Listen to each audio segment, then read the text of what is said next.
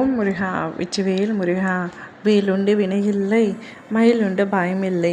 என் அன்பு தங்கமே, நீயும் வேண்டாம், உன்னுடைய உறவும் வேண்டாம் இனி எனக்கு என்று உன்னை தூக்கி எறிந்துவிட்டு உன்னை தவிக்க விட்டு சென்ற அந்த உறவு இப்பொழுது உன் அருமை புரிந்து மீண்டும் உன்னை தேடி வரப்போகின்றது. நீ எவ்வளவோ கெஞ்சினாய், காலில் விழக்கூட தயாரானாய். ஆனால் நீ வேண்டவே வேண்டாம் என்று மற்றவர்களின் பேச்சுக்களை கேட்டுவிட்டு உன்னை உதாசீனப்படுத்தினார்கள். நீ இல்லாமல் எனக்கு ஒரு வாழ்க்கையே இல்லை, நான் அந்த அளவிற்கு உன் மீது அன்பு வைத்து விட்டேன் என்று நீ எவ்வளவோ கெஞ்சி பார்த்தாய். அப்பொழுது கெஞ்சும் போதெல்லாம் ஏற்காத அவருடைய மனது இப்பொழுது எதற்காக ஏற்றிருக்கிறது என்பது எனக்கும் தெரியவில்லை. இப்பொழுது உன் மீது அதிகமாக பாசம் வைத்து நீ இல்லாமல் என்னால் இருக்க முடியாது இனி என்று கூறப்போகின்றார் உன்னிடத்தில் வந்து. நீ இல்லாமல் நான் இல்லை, நான் உன்னை விட்டு பிரிந்து போனால் நிம்மதியாக இருப்பேன் என்று நினைத்துத்தான் பிரிந்து சென்றேன் உன்னை வேண்டாம் என்று.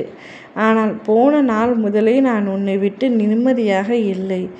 எதை தொட்டாலும் உன்னுடைய நினைவுகளே இருக்கின்றது. உன்னுடைய நினைவுகள் என்னை சூழ்ந்து இருக்கும் பொழுது என்னால் எதுவுமே செய்ய முடியவில்லை. சாப்பிடவும் முடியவில்லை, நிம்மதியாக தூங்கவும் முடியவில்லை. என்னை போட்டு என் சூழ்நிலை அல்லல் படுத்துகின்றது. உன்னை விட்டு பிரிந்தால் தனியாக இருக்கலாம் என்று நினைத்தேன். ஆனால் வாழ்க்கை முழுவதும் தனியாகத்தான் இருப்பேன் என்று நினைக்கவில்லை. நான் எந்த அளவிற்கு உன்னை விரும்புகின்றேன் என்பது இந்த பிரிவின் மூலம்தான் எனக்கே புரிகின்றது. நான் செய்த தவறுக்கு மன்னிப்பு கேட்கின்றேன், என்னை மீண்டும் ஏற்றுக்கொள் என்று அந்த உறவு உன்னிடத்தில் வந்து கெஞ்சப் போகின்றார். அவர் கெஞ்சும் பொழுது உன் மனம் இலகடையத்தான் செய்யும், அதை ஒன்றும் செய்ய முடியாது.